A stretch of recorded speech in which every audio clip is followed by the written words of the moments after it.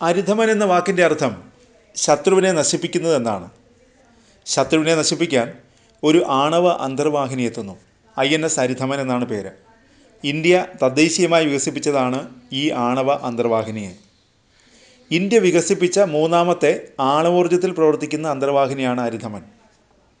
അരിധമനെ ഉടൻ കമ്മീഷൻ ചെയ്യും. നിലവിൽ അന്തർവാഹിനി സേനയുടെ ഭാഗമാക്കുന്നതിന് മുന്നോടിയായുള്ള പരീക്ഷണങ്ങൾ നടത്തുകയാണ്. INS അരിഹന്ത്, INS അരിഘാത് എന്നിവയാണ് ഇതിനു മുമ്പ് സേനയുടെ ഭാഗമായ ആണവ അന്തർവാഹിനികൾ.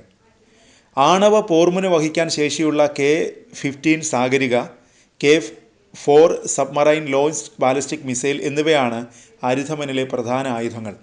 ശത്രുവിൻ്റെ യുദ്ധക്കപ്പലുകളും അന്തർവാഹിനികളും തകർക്കാൻ 533 mm ടോർപിഡോകളും അരിധമനിലുണ്ടാകും.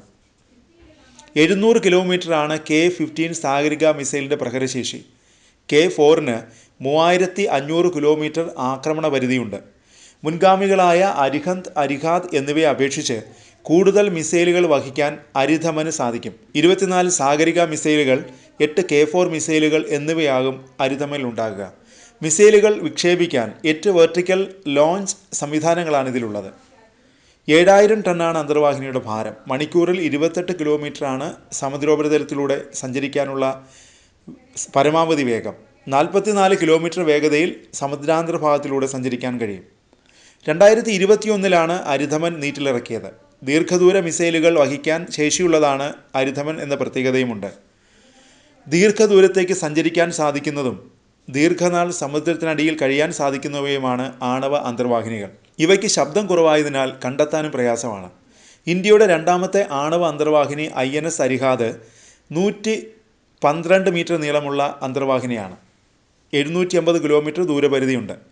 K-15 ന്യൂക്ലിയർ ബാലിസ്റ്റിക് മിസൈലുകളാണ് ഇതിൽ സജ്ജീകരിച്ചിരിക്കുന്നത്. ഈ അന്തർവാഹിനിയുടെ ഭാരം ഏകദേശം 6000 ടണ്ണാണ്.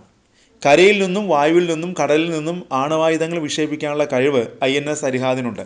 2018 INS അരിഹന്ത് പൂർണ്ണമായും പ്രവർത്തന സജ്ജമായത്. INS അരിഹന്തിനും INS അരിഹാതിനും 83 മെഗാവാട്ട് പ്രഷറൈസ്ഡ് ലൈറ്റ് വാട്ടർ റിയാക്ടറുകളാണ് ഊർജ്ജം നൽകുന്നത്. ഇത് സാധാരണ ഡീസൽ ഇലക്ട്രിക് അന്തർവാഹിനികളിൽ നിന്ന് വ്യത്യസ്തമാണ്.